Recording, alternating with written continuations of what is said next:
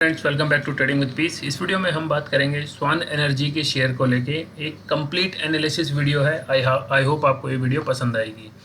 तो सबसे पहले जान लेते हैं स्वान एनर्जी कंपनी क्या काम करती है। टेक्सटाइल में इनका बिजनेस है। 80% रेवेन्यू इनका टेक्सटाइल से आता है, फिर रिमेनिंग आता है एनर्जी, रियल इस्टेट और अदर सेक्टर से।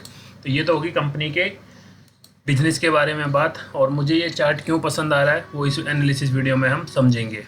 तो चलिए देखते हैं इसकी एनालिसिस कहाँ लेके जाती है। आई होप आपको ये एनालिसिस पसंद आएगी, और पसंद आए तो प्लीज़ चैनल को लाइक ज़रूर करना। तो मैंने 4 आवर्स के टाइम फ्रेम पे इसका चार्ट खोला हुआ है, और अगर आप इसका चार्ट देखोगे, और ये जो ब्लैक और येलो लाइन आपको दिख रही है, ये है 200 मूविंग एवरेज येलो वाली, और ब्लैक वाली है मूविंग एवरेज 50। और 4 आवर्स के टाइम फ्रेम पे आप देखोगे स्टॉक ने एक kind of higher high formation बनाया है यहाँ पे, और अब इसको हम मल्टीपल टाइम पे कंफर्म करेंगे कि क्या स्टॉक कहता है। अगर हम इसमें एक ट्रेंड लाइन ड्रॉ करने की देखें तो ये वाली जो ट्रेंड लाइन है ये बिल्कुल ही इसकी एक बहुत ज़्यादा स्लांट ट्रेंड लाइन हो जाएगी। तो आई जनरली प्रेफर जो 45 डिग्री के करीब की हो, बट ऐसा ना हो कि 50-60 से ऊपर जा रही हो, तो वो वाली ट्रेंड लाइन उतनी काम की नहीं आती। बट अगर आप इस वाली रेंज में देखोगे यहाँ पे ऐसे करके इस ट्रेंड लाइन को, और जो मैंने आपको पैटर्न बताया, तो ये अभी यहाँ पे काइंड ऑफ इसने एक हॉल्ट लिया है 4 आवर्स में।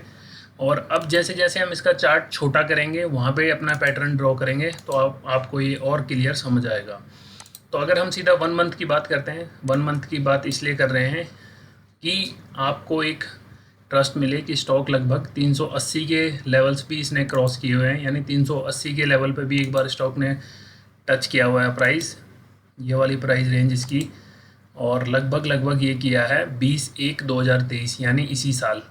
तो जो ये फॉल है, तो ऑटोमेटिकली अगर आप स्टॉक मार्केट में आप कई दिनों से हैं तो आपने देखा होगा, अगर स्टॉक एक ही रैली दिखाता है, यानी स्ट्रेट अगर कोई रैली दिखाता है, वो रैली होती है ख़राब। मेहरबानी बोलता हूँ, अगर स्टॉक इस मैनर में चले, हायर हाइज बनाता हुआ चल रहा है, हॉल्ट करता हुआ चल रहा है, तो वो एक लंबी दूरी करेगा। तो यहाँ पे हमें साफ समझ आता है। अगर हम इसका प्रीवियस जो देखे हैं, ये वाला कैंडल मंथ की कैंडल है, अगर आप इसको डिवाइड करोगे वीकली, डे, 4 आवर्स में, तो आपको और चार्ट क्लियर समझ आएगा। यही एनालिसिस 10 पे भी चलेगी, बट नॉइज़ ज़्यादा होगा, इसलिए आपको समझ और समझाने में थोड़ा टाइम लगेगा, इसलिए मैंने बड़े टाइम फ्रेम पे हम दिखा रहे हैं आपको। तो आप देखोगे एक स्टॉक ने लगभग 2018 और 2018 में ही एक लो लगाया था ये, तो काइंड ऑफ एक बॉक्स पैटर्न बन चुका था, यानी एक रेंज पैटर्न बन चुका था। स्टॉक ऊपर जाता था, यहाँ से देखो इस बॉक्स को इसने क्रॉस किया, स्टॉक इस रेंज में चलता गया। ये वाला पीरियड एकदम सपोर्ट के करीब चल रहा था, और स्टॉक ने जब अपनी रेंज ये वाली ब्रेक की तो इसने अपने लिए एक अच्छी सी सपोर्ट बना दी, जो कि ये वाली रेंज अब इसकी सपोर्ट के काम करेगी, क्योंकि एक इसका रेजिस्टेंस रेंज थी, अब इसने बना दिया इसको एज ए सपोर्ट। तो अब इमीडिएटली अगर आप देखोगे हमारे पास एक इसकी रेजिस्टेंस ये आती, यानी सपोर्ट यहाँ पे आती है, क्योंकि जो प्रीवियस रेजिस्टेंस थी, और एक रेजिस्टेंस आ जाता है इसका अब ये वाला। तो ये वाली लाइन को देख के कन्फ्यूज़ मत होना। अगर हम इस चार्ट को एकदम कोने में लेके चलते हैं तो यहाँ पे आपको कुछ ज़्यादा समझ आएगा। तो जो लोग बिग बार कहते हैं कि बिग बार कैंडल पे सीधा trade low, I always recommend कि बिग बार कैंडल पे जब भी आप ट्रेड लेते हो तो आपका क्विक मूव होना चाहिए, स्कैल्पर होने चाहिए आप, नहीं तो आप फंस भी सकते हैं, क्योंकि उसमें आपका एसएल बड़ा हो जाता है। तो यहाँ पे देखोगे जैसे इस रेंज ने ब्रेक किया तो अब आपके सामने ये चार्ट बन के आता है। तो इसका मतलब क्या होता है कि इसका पहला जो रेजिस्टेंस था, जो सपोर्ट अब इसका काम कर रहा था, इस सपोर्ट को इसने वैल्यू नहीं दी, और ये एकदम इसका डाउनफॉल में आ गया। तो अब हमारे लिए अगर हम अब एक फ्रेश लाइन, अगर आप इस चार्ट वीडियो को वहाँ पे पॉज करके देख लेना, अब मैं आपके लिए एक फ्रेश लाइन इसमें ड्रॉ कर रहा हूँ, जो कि बनती है ये। अब हमारे लिए जो कि 2022 अप्रैल का एक कैंडल बना था मंथ में, उस कैंडल में आप देखोगे कि स्टॉक कितने दिनों से इस स्टॉक ने इस रेंज में फंसा, यानी स्टॉक वहाँ से गिरा, इस रेंज से ऊपर उठा, अच्छा टाइम स्पेंड किया, और यहाँ पे फिर से जाके इसको ब्रेक किया, बट सस्टेन नहीं हुआ, फिर नीचे गिरा, फिर ऊपर की तरफ गया, सस्टेन नहीं हुआ, फिर से सपोर्ट की तरफ आया। बट इस बार आप देखोगे स्टॉक ने, अगर जो चीज़ मैं आपको समझाना चाह रहा था, वीडियो थोड़ी लंबी बनेगी दोस्तों, बट इन्फॉर्मेटिव बनेगी। अगर आप समझना चाहते हैं वीडियो को, फ्री ऑफ नॉलेज है, फ्री ऑफ कॉस्ट नॉलेज है, तो आप देखोगे स्टॉक ने एक लो लगाया था, इससे ऊपर एक लो लगाया। अब आप देखोगे इस रेंज में आके इसने हायर लोज लगा दिया मंथ वाइज में। तो अब मंथ वाइज आपको क्लियर हो चुका है, आपके पास सपोर्ट और रेजिस्टेंस आ चुकी है। अब हम इसी रेंज को लेके चलते हैं 1 वीक में।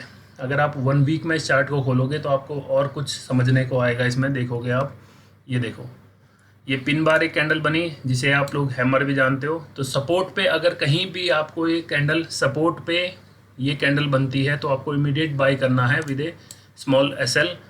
विद ए स्मॉल एसएल, जहाँ पे भी मैंने आपको बताया है कि जहाँ पे आपका एसएल छोटा आएगा, जहाँ पे आपके माइंड में लगेगा कि 2 रुपये का एसएल और प्रॉफिट 10 रुपये का है, 110% है दोस्तों आपका प्रॉफिट होगा, कभी आपका लॉस नहीं होगा उस ट्रेड में।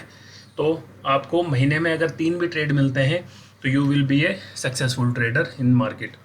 तो अब आप देखोगे वीक में इस स्टॉक ने यहाँ से रिवर्सल लिया, कई दिन यहाँ पे स्पेंड किया टाइम, और आप देखोगे अब जब इसने एक थोड़ा सा इसमें वीकली में करेक्शन आया, इसको इसने अपने 50 मूविंग एवरेज को ये क्रॉसओवर की तरफ जा रहा है।